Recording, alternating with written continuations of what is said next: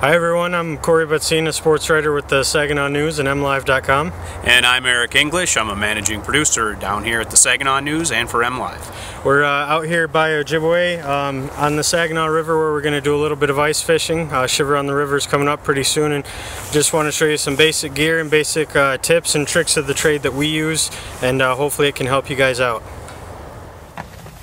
It's important not to walk next to each other. You maintain some space.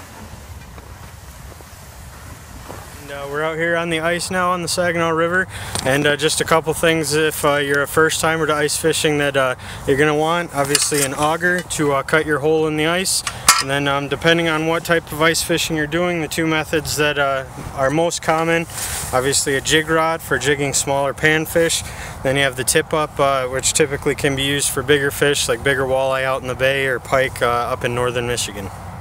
Okay, we have a couple other pieces of gear you should have when you come out ice fishing. One is a couple screwdrivers tied together. That's if you fell in, you could use them to help pull yourself out of the ice. I have a spud here that can help clear out the hole, as well as it's also kind of for safety as well.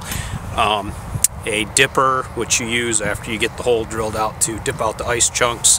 And finally, we brought some live bait, minnows of different sizes for perch and walleye.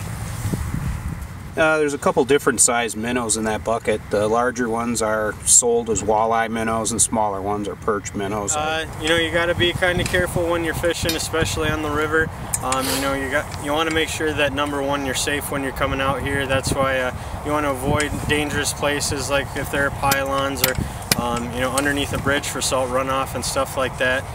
But you know, when you find your spot, then just take your auger and start going.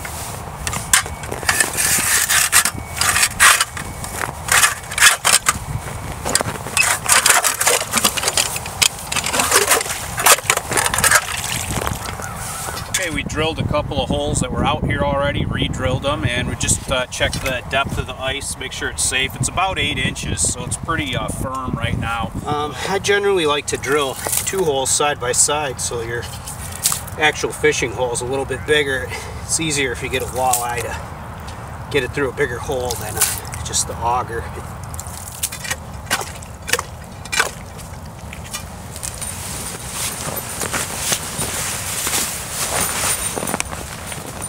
And we're here and ready and all set up. I'm just putting a minnow here on jig and drop, a little lure that I'm going to start off with, and wish us luck.